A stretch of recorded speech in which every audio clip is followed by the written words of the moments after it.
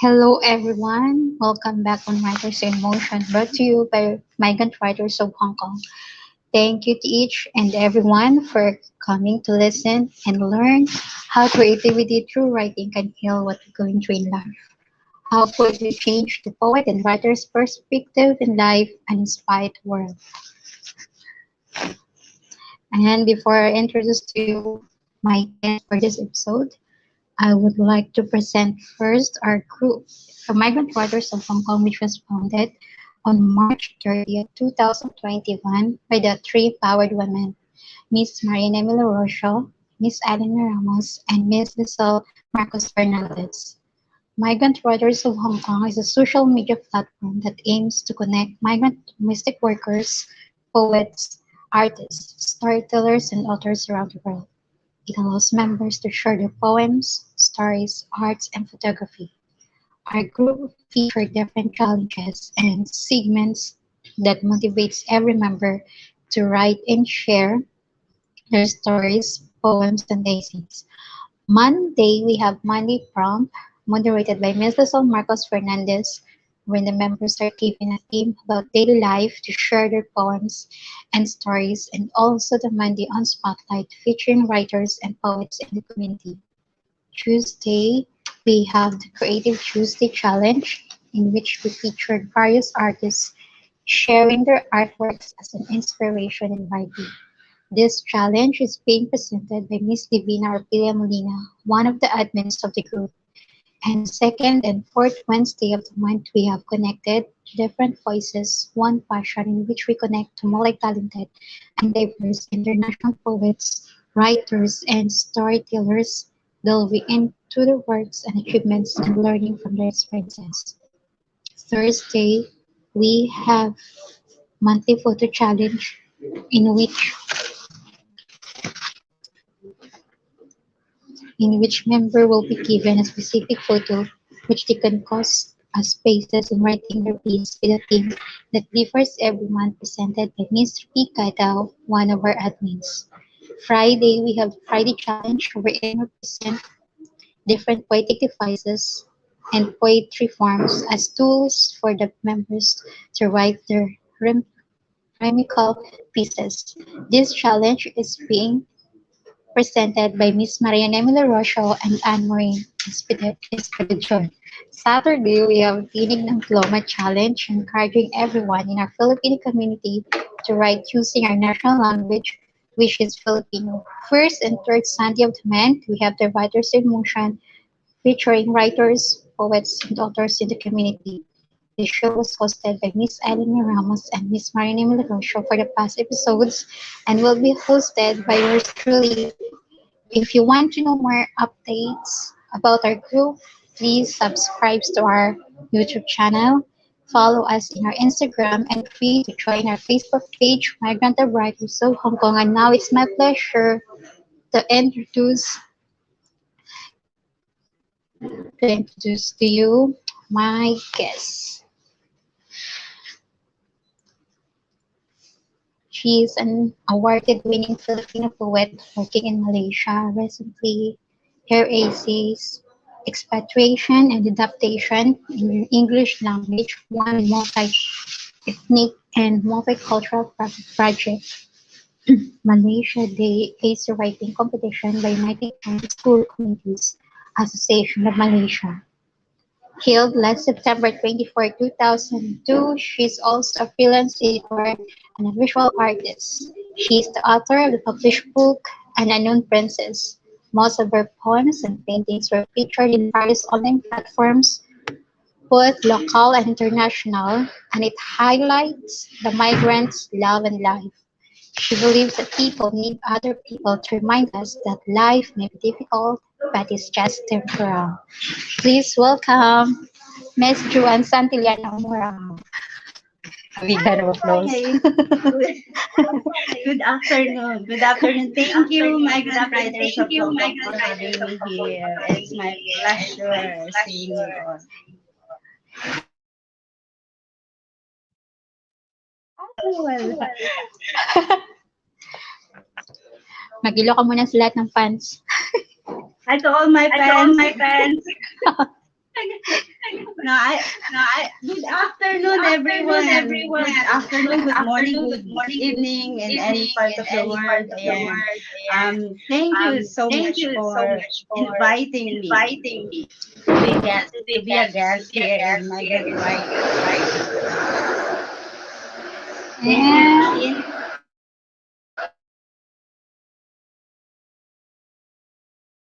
Thank you. and oh, yeah. Medyo maingay ang background. Yeah, I guess so. Yeah. And let's start. Kinakabahan ako. Okay, let's start with our first question. Ah, To I need to travel answer back this. yeah, in time. Who would you want to meet and encounter and why? Okay, if you have given a chance to travel back in time, who would you want to meet and encounter? My old me from 1,000 years ago. I am a reincarnated person. Okay, I would like to meet my old my the generation grandfather, my late grandfather, because I wanted to know more about him. What I know about my grandfather was just another story from my grandfather. So I wanted to know more about uh it's it's my grandfather on my maternal side, because I believe we have this Spanish blood in our vein, and they are very kakaiba, very peculiar. So I wish I had the chance to meet them if ever will be given a chance. I want to know my roots. Yes.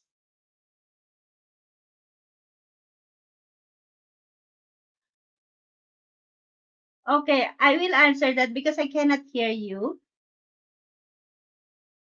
Sorry. If you are if you are to leave behind three important things in your life, what to be and to whom would you want them to be offered and or given? Okay, I would leave my poems. I will leave my music. I will leave my arts. Poems to my granddaughter, music for um my eldest daughter Nika, and my arts to my another daughter, the youngest daughter, Lay.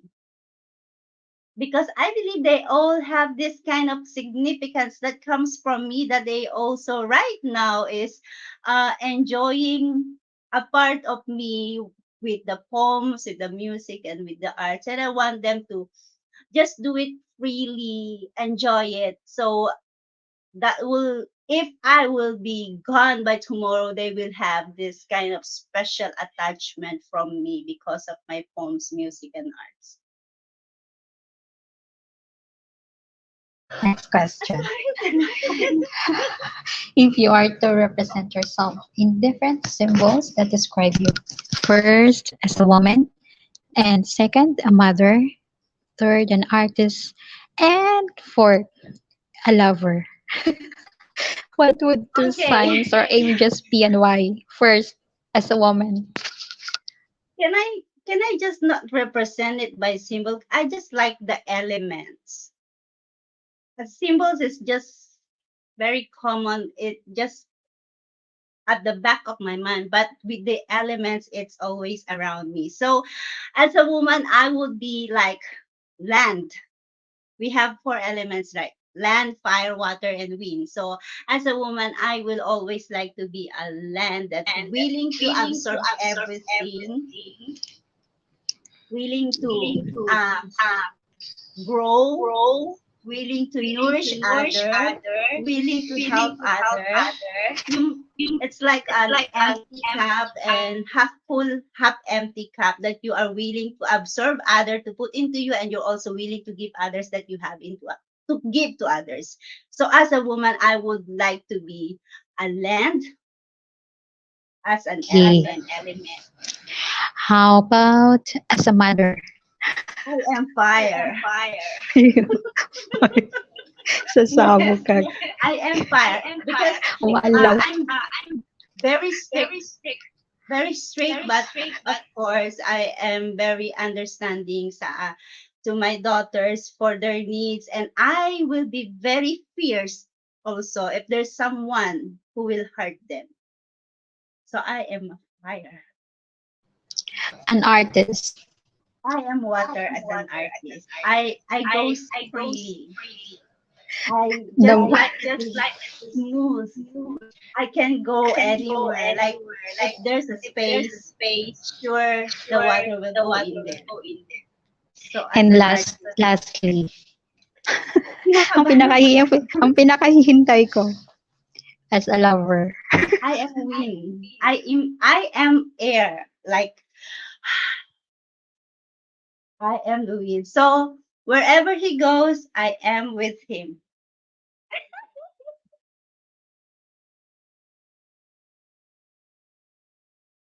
Ayan. What is my guiding principle in life?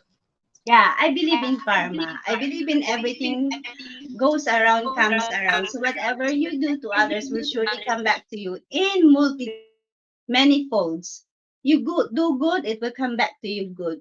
If you do wrong, then the karma will hit back at you. And the problem is, if it hit backs not on you, it will hit back to your loved ones. So the karma, the principle of everything will come back to you. Everything you do to others will come back to you. Everything you give to others will surely come back to you.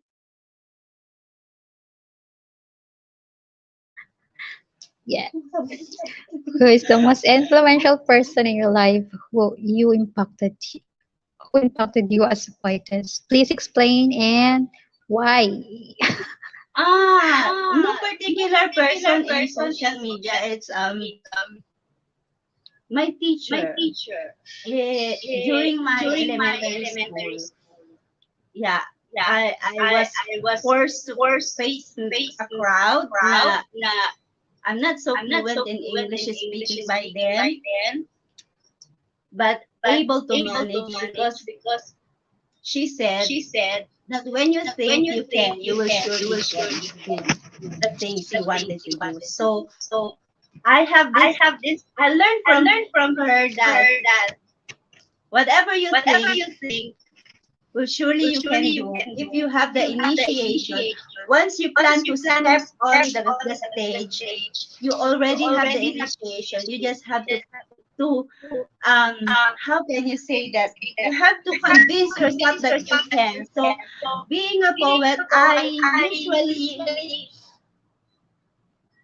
enjoy watching people watching me when I'm in the crowd. But the person who impacted me as much as I remember is my teacher. Yes.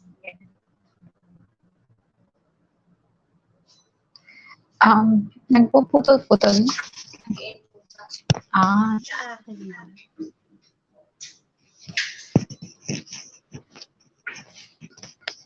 Nandiyan pa ba ako? Tinagpang ba ako? Okay ka naman.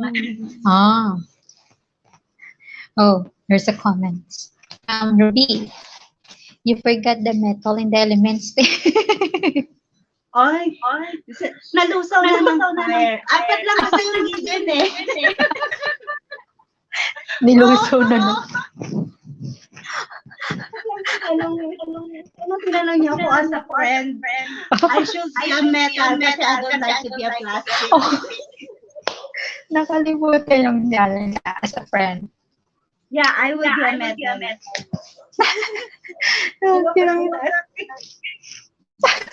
Plastic. No, walang plastic as a friend. Yeah. Nilusaw ba ng farm te? Nalusaw na nga. Nalusaw na nga. No fire. Next question. So, yung kinakabahan ko. Describe in 5 phrases the distinguishing traits of or characters of your lover. Love. Ay, naka pa tina-target dito. 5 phrases. Yes, 5 phrases. Actually, my lover is like a part of me. So if you will say 5 phrases about me, it's also reflect to him. He is a male version of Joanne. So if Joanne is very smart, I'm sure he's very smart. So if Joanne is very dedicated and loving, he also very dedicated and loving. If Joanne is hardworking, then he is also a hardworking person. If he is if me is very understanding, he also a very understanding person. If I am a very compassionate person, he also a very compassionate person. So he is actually my reflection.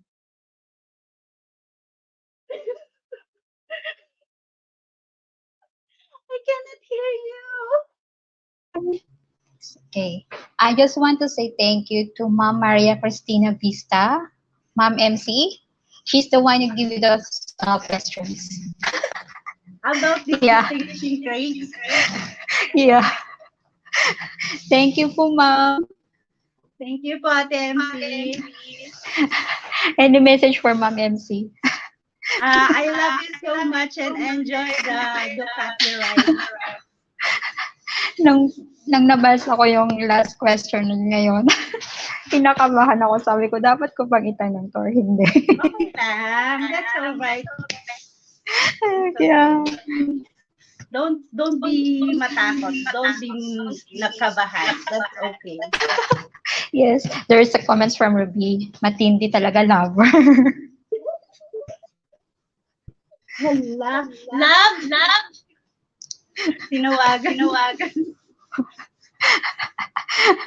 Sabi ni Ruby, perfect lovers na all makahanap nga ng lover na ganyan. Saan ba makahanap niyan? Sa salamin. Reflection daw yun. Yes, hindi mo hahanapin. If it's meant for you, then it will come to you. Kasi the more we search for it, the more we couldn't find it. Yes. Ruby, wag mong hanapin. Hanapin mo ng sarili mo sa salamin. Okay, next question. Where did you get started as a poet and why do you write? Okay, I started as a poet during my school years as a student. So when I have my rebellion life during teenager years, so I stopped from it. And then when I work back here, it rekindled my love to poet. But actually, I am a writer. I used to write anything under the sun, and yeah, because writing is like my addiction. I like the smell of the paper and the ink. Wow. Ano ba yung smell of paper things? Paano it give you the idea what to write. Even just a small dot, it will give you a nice feeling. Wow. Yeah. Yung smile talaga naiiba pag in love, ano? Lahat naguglo, pati mata. Yung cheeks. Next question. All emotions, which of these can help you best to be more creative in writing? Every emotion. I don't set aside any emotion because every emotion, when you're happy, you're in love, you're scared, you're angry, it gives out the best of your composition. So, but actually, you still have this kind of desire to write. Even you're so angry, if you don't have the desire to write, you cannot write anything.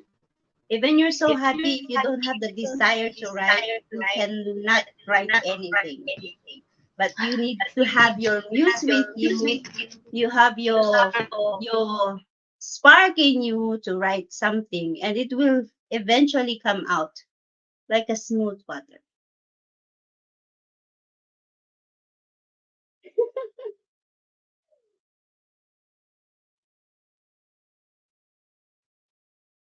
Ano pa, may tanong pa ba tayo dyan? Hala, tawanig din. I cannot hear you. Pakita mo na daw yung lover mo. Ayoko nga. I enjoy my private life. Ano nung sabi niyan? Comment daw, joke daw. Mirror in the wall pala sa sagot. Yes. Next is can you please share to us about your award-winning essay, expectation and adaptation? How do you construct your essay, your main purpose, and your motivation? Writing essay composition is, I follow the strict rules about the essay. You have your introduction, you have the body, the paragraph, yung tinatawag natin allegro, and also you have this kind of summary or most commonly known as conclusion. So I was asked to join as a representative of migrant worker here in Malaysia. And I just share my experience, how I started being a domestic here, how is my relationship outside the community, outside my employer's house, how do I communicate with the other people. So that's how it goes. And then I learned many things from the people outside, not only from the people here, as my employers used to talk to me in many different language. From outside also, I absorb anything that I can absorb from them. Your main purpose, my main purpose of writing the essay is for the other local people, the citizen of this country, to understand how a foreign worker like us, what are they dealing to, what are their struggles to talk to other people, and also how they giving them the chance to open their eyes. If they can help us, then help us. If they cannot help us, then don't say anything against us, because they don't know how we feel as a OFW or as a migrant worker. Your motivation. My motivation is my experience. Did you do research, ate? Nag-research ka ba nung ginagawa mo yung essay? Kasi yung iba, di ba nag-research? Or mabilis na akong magsulat pagka nasa isip ko lahat yung gusto kong sabihin. And the theme is about your experience. So I don't need to research anything because I have my own experience from being nearly 12 years working here. So actually my essay is a short essay. It's like 600 plus words lang, but it's very compact. Oh, at yung paano, ilang weeks, ilang days mo ba siya sinulat? Kasi sabi mo, bilis mo magsulat. Kinagabihan, kinabukasan, sinasa ko na. Wow!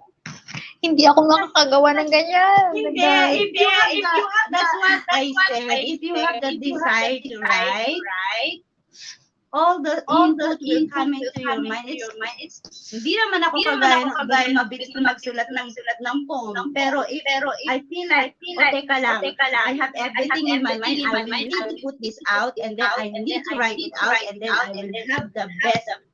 For me is the best. Kasi it's my emotion, it is my understanding, it is my experience. So it will be very easy for me to write my own experience. Ganyan din ako minsan kasi ngayon, di ba, gumawa kami ng storytelling. wala ako naisip. Ngayon sabi ko, yung childhood dreams na lang, susulat ko. So kagabi ko lang siya sinulat. Kagaya ng sinabi mo, pag nasa isip na talaga, walang dire-diretso na siya. Correct. At minsan, nahihirapan kung paano mo stop. Yes. Sobrang yung desire mo na, teka lang, I don't want to stop it the momentum na tinatawag natin, yung hotness mo na matapos yung sinusulat mo, you are there. So you don't stop when you feel like you don't wanted to stop. Yes. At minsan nahihirapan ka paano magawa ng ending na. Yan yung sa conclusion. Para sa akin, the best ending always is how you can show to people or how can you make the people feel na you are okay, you are happy in that situation. Yes. And you're not just a poet. You're also an artist and you're a freelance editor. What is your editorial style? My editorial style is depende, but I usually read many times yung i-edit ko na libro or yung aking manuscript na i-edit. At least 2 to 3 times kung babasahin bago pa lang ako mag-start na mag-iba-iba ng may maling grammar, mga punctuation, ganun. Medyo matagal akong gumawa. Kasi nakalagay din yung pangalan ko doon as an editor. So I take care of my name. And not only the publication. So medyo mabusisi ako. Naniniwala ka ba tayo na every author daw needs editor? Yes. Oh. Kasi minsan, di ba, hindi naman tayo patay-patay, pero yung mga editor minsan, parang high level nila yung mga sinulat natin, pero minsan, parang na-worse din yung sobrang ginawa nila. Oh. As experience, yes, but I never experienced.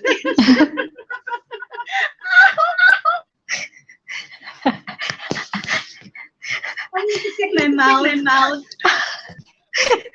Yeah. Oo, meron kasi minsan may nababasa ako man din reklamo, gano'n. Instead na sana magiging high caliber yung sinulat, nagiging worse. I think the best is you put yourself into a position na ikaw yung mismong author, and then you like me, I have this kind of relationship dun sa author ko. If ever na, is this really what they you for me to show or to be read by other people? Or ano ang emotion dinadala mo dun sa gusto mong i-edit ko? I think the best is the constant communication with the author. Writer and editor must have the constant communication. Oh. So, pwede kitang gawing magiging editor sa buko? Joke. Sure, why not? Sure, why not? Sure. Okay. My pleasure. Okay, Ande, are you ready na sa, first poem mo? Oh, my first poem. Yeah, I give you the... Kinakabahan ako sa mga pinagkakana ni Christine. Okay. Ikaw na. So, yun. May baby unan pa. Okay, good afternoon everyone. My name is Joanne. And my poem is End of Border Line. Because may close parenthesis yung N. And here it goes. I am lost in between. Asan ba yung camera ka dito? I am lost in between my identity and myself. My heart was cuffed in a word that looks round, but clearly a huge box of deceit. To be or not to be is out of the question, but how could this be? Where is the so-called humanity? Does it lies on the raised brows, eyeing from head to foot with a smirk, or it is hidden in the frosty shoulders that bounce back and forth? Was it a shame to be real or a sin to show my real skin, or to disguise under mask is how we will feel secured? My voice was muffled and sealed, yearning to be shredded and powdered, to dance along the wind and slay with the sun rays and evaporate on its border to catch the elusive answer in every drop of the rain. The open arms society and its attribution has different definition Thus, the only valid motion is to turn left and be wrong, and there's no way. There's no way you can make it right. There's no escape either.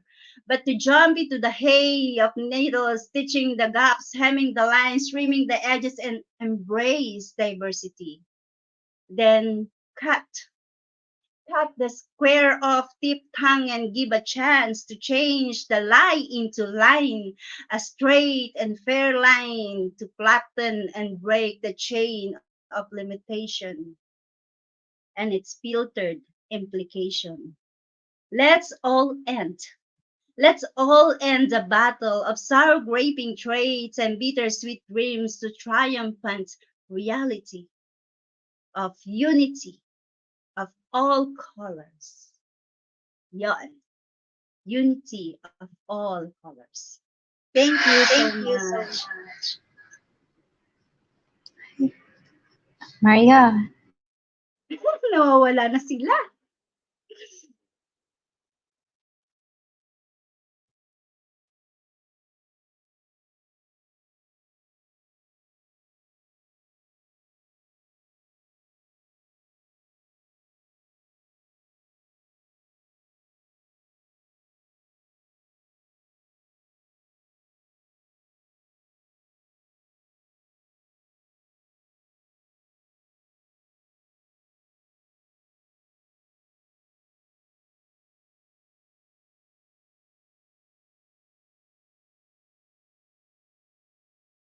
ano po, hindi pa memorado ang paggawa. ang pag-host. Okay.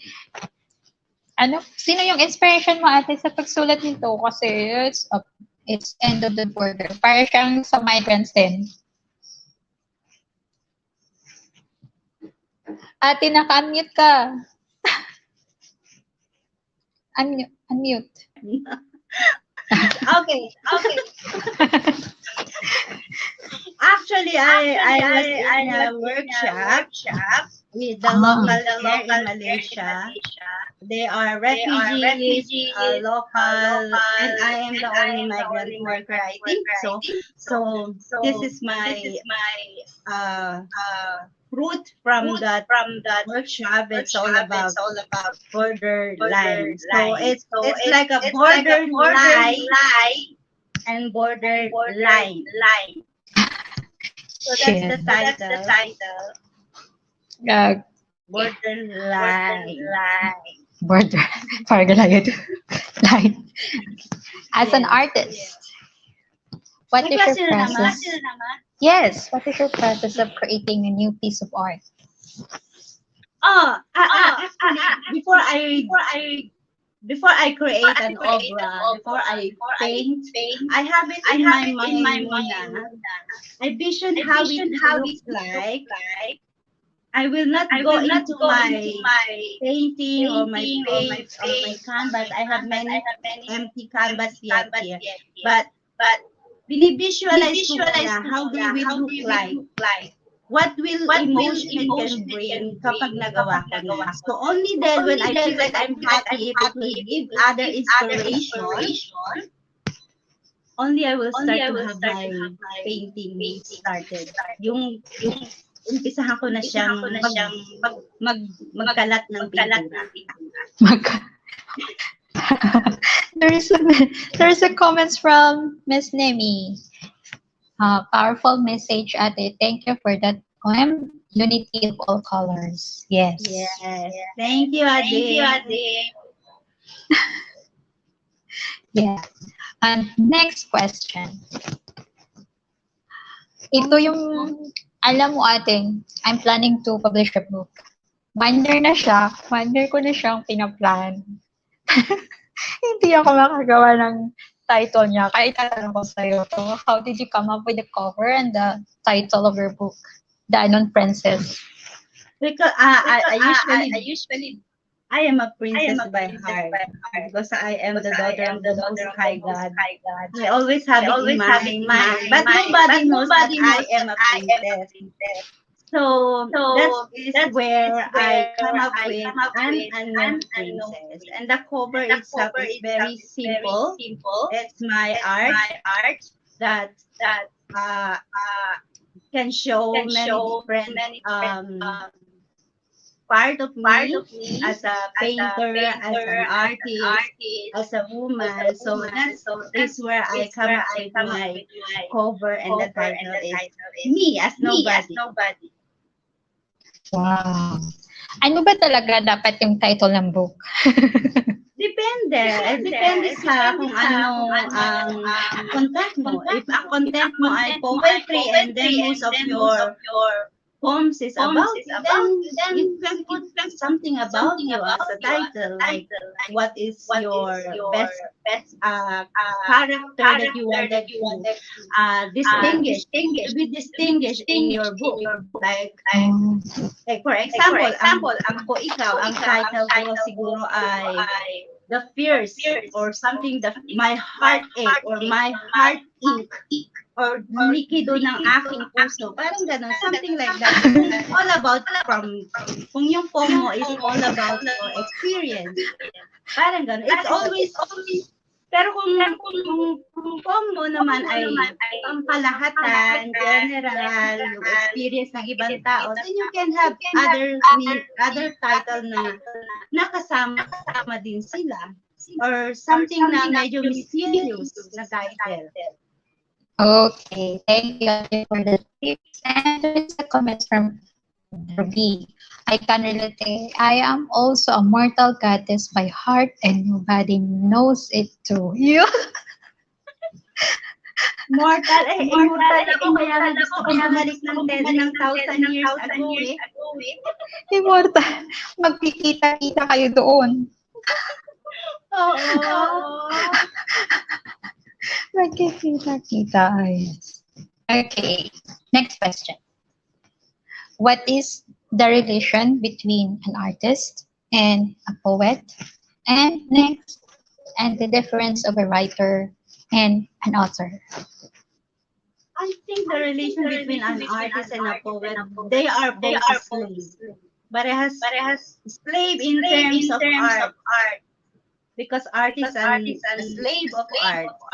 Poet is a slave of written art. Diba? So this is a strong connection. Mostly artists and writers or poets, they always go long way. Because the other is visualizing the thought, the heart by visual, by painting or by artist. But while the poem is giving the idea to the readers how he or she felt during writing this composition. So that's the relation between. They are both slaves. Para sa akin, I don't know what the other tao, how they will say between the artist and the poet. But for me, as an artist and a poet, yeah, I'm a slave of arts. Next. And the difference of a writer and an author. An author is tayo. And a writer could be somebody, and also could be you. Like, I can be an author and I can be a writer, but the author is us. Tayo yun. Yourself. So when somebody is wanted to write your story, the story mo, then he or she become a writer of your story. Okay. So si author ay ikaw, si writer ay maaaring maging ikaw, pero pwede din. Oh, yes. It also could be writer. It also could be an editor. Yeah. Oh, it could be. What if? What if you editor? Ako, nag-edit ako ng sarili kong libro. Pwede yun? Pwede din, pero I think it's best to have an editor kasi nga, as I pinag-usapan namin ng aming mahusay na katunggali. sabihin ng pangalan, baka kang mabato ng User at Darna, ay it is best na if you wanted to write your story as an author, it is best to have an editor kasi even the slightest mistake, the editor can find it and then can advise you whether you want it to change or not. Okay. There's a comment from Ruby. Gusto ko yan. Likido ng aking puso.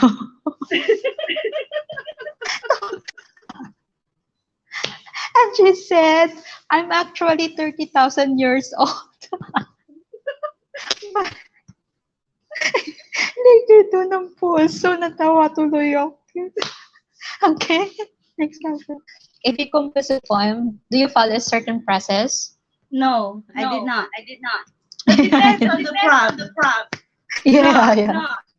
Wala akong prepare. With somebody ask me, wala kang rhyme, wala kang meter. So what? That's my heart. That's my emotion. You cannot change that. So it goes as reverse. Yes. Also, given the prompt, you wanted to write a sonnet, or you wanted to write with meter, or with required stanzas per line, or line per stanzas, it also can. But personally, I don't follow certain process. I don't go with the technical and with the poetry. Okay, Ante, we'll prepare for your second point. Yeah. Nakabahan na rin ako, Pag kang kabahan, mas kabahan ka sa last question ko. Kaya relax ka muna. Okay. Yeah. Okay. Nakalimutan ko na tuloy yung title. Okay, my next poem is, the title is Time. Time is the spot. I agree with that. Ito pala yung camera ko. To respect no one but he gives a chance. We inveterate ignorance of slot where moments is entwined to circumstance. An expanse of tyrant for everything whilst once told everything is meaningless.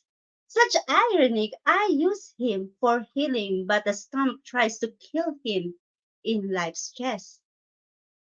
He's both limited and unlimited. I cannot hold him tight with my fingers. I choose to understand his plot instead and let my soul be free as it lingers. We can delude ourselves, but not our time. He is waiting at the peak for us to climb. Thank you so much. Thank you, Ate. Yes. Walang makakapanghawak ng oras. Yes. And I have questions for you. Do you think writing is an effective way to battle depression and anxiety? Yes. For me, yes. I battled a long time of homesickness by throwing my ink into paper. So I would say that I conquered both depression and anxiety by writing. It helps us to free ourselves, our feelings, our fear. We can always, if like you or me, that we don't have anybody around us, we don't have someone to talk to, or our struggles that we keep inside, we can always put it into writing, and it somehow give us a feeling of breathing. Like when we wanted, you can cry on my shoulder, but we don't have anybody to cry on. So it's best to cry on your paper and let it go out. Let your feelings be on the paper. And one day you need to look back on what you have written, then you will say to yourself that, Joanne, you did well. Are you ready for my next? Yes. Are you ready for my next question? Ano ba yun? Bakit may kailangan mag-ready? Oh, my ready. Yes. Yeah, before that. Before that. This is from This is from, can you guess? Oh, what made her who she is? Okay. Yeah, I think that is from it's from few, yeah, that's from your book. Yeah, I think, yeah, that's from your book, of course. Can I read this message? I just keep yeah, I just keep one sentence. Don't worry. Okay, this is from him. I think we ought to focus on the difficulties that she's gone through. Yung mga first few Mhm. poems sa book niya tell us much about her anguish, of course, poverty. It was that pushed her to work abroad. And I believe that what you see is what you get. And you're not plastic, so she is exactly what you project she is.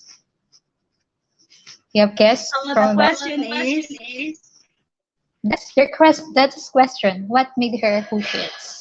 okay, that's so easy to answer. Yeah, this is. What made me who I am right now is my experiences. All my struggles, all my heartaches, all my difficulties that I've been through is what made me who I am right now. So I don't say I regret all the failures, but I embrace it because from there I learn a lot. I become more stronger. I learn how to get up from every time na madadapa ako. So I also learn how to be more compassionate sa ibang tao. And I learn na we are all different. We are all suffering from different circumstances sa buhay natin, sa love life, sa family, sa friendship, sa work. So, understanding other people in your own perception, na we are all different, make us more compassionate, make us more it helps us to open our eyes na, teka lang, baka kaya ganyan ang ugali niya kasi may pinagdadaanan siya. From there, I could say that I become more understanding. So what made me who I am is my experiences in life, my struggle, my difficulties, and also, of course, the achievement, the happiness, having a good friends, And a lover. lover. Okay, I just want to say thank you. Nahati Shout out. talaga yung lover. Shout out. I just want to say thank you to Sir Yesobi.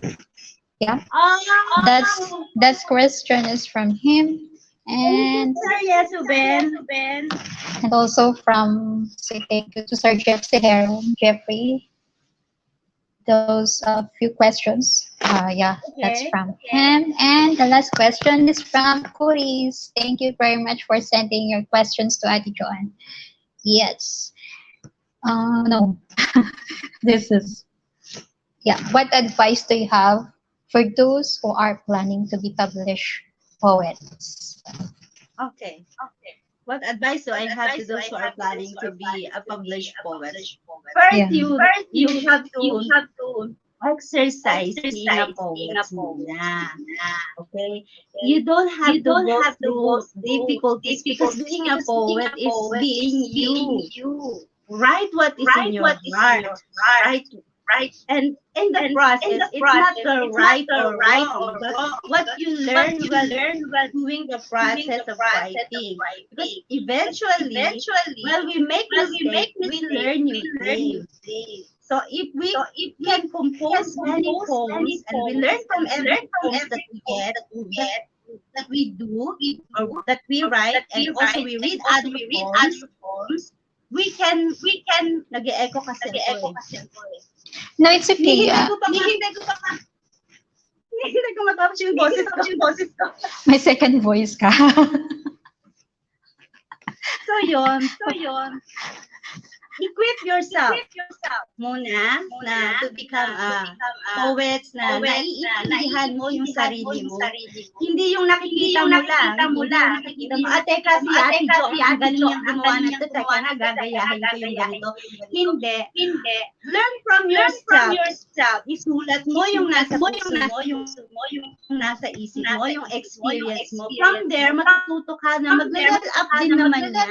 And then from researching research ka na unti-unti, mag-develop mo yung mga kailangan ng metro, kailangan ng tugmaan, yung mga ibang klase ng poetry.